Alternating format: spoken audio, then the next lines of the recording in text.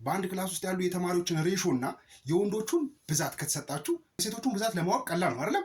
እዚህ ጋር ግን የተሰጠን ሬሾ ብቻ ነው። በአንድ ክላስ ውስጥ ያሉ ተማሪዎች ስንት ናቸው ነው የሚለው። እስቲ እንዴት እንደምሰራው ይሄ the ratio of boys to girls in a class is 3:2 ነው አለ። boys to girls is equal to 3:2 ነው አለ። if 10 more girls join the ratio becomes 3:4 ነው አለ። 10 ሴት ተማሪዎች ሲጨመሩ ሬሾ 3:4 ሆነ። how many students were there originally መጀመሪያ ላይ በዛ ክላስ ውስጥ ያሉ ተማሪዎች ስንት ናቸው ነው የሚለው። 10 ሴት ተማሪዎች የጨመሩት ቦዮቹ እንደዛው ናቸው።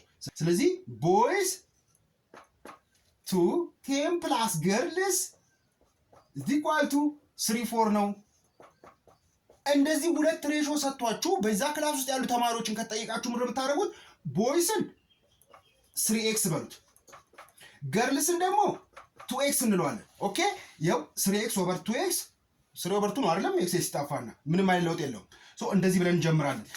10 ሴት ተማሪዎች ናቸው የጨመሩት፣ ቦዮቹ እንደዛው ናቸው። አሁንም 3x ሬሾ ቱ 10 plus girls 2x is equal to 3:4 ሬሾ ነው አይደለም?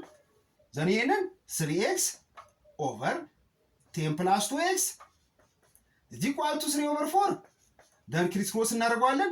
4 times 3x 12x ነው is equal to 3 times 10 30 plus 3 times 2x 6x ይሆናል አይደለም? ዘን 12x minus 6x ነው then is equal to 30 ሁለቱንም ኦቨር 6 ስናደርጋቸው x is equal to ምን ይሆናል? 5 አይደለም?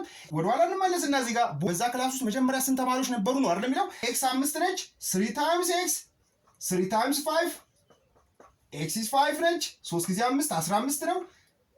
2x ነው 2 times 5 10 ነው። ስለዚህ 15 እና 10 ስንት ነው? 25 ነው ማለት ነው። ስለዚህ መጀመሪያ በዛ ክላስ ውስጥ ስንት ተማሪዎች ነበሩ ማለት ነው? 25 ተማሪዎች ነበሩ ማለት ነው። 10 ሴት ተማሪዎች ሲጨመሩ 35 ይሆናል። ግን መጀመሪያ ላይ በዛ ክላስ ውስጥ ስንት ተማሪዎች ነበሩ ማለት ነው? 25 ገብቷቸዋል? እንደዛ በለዋ።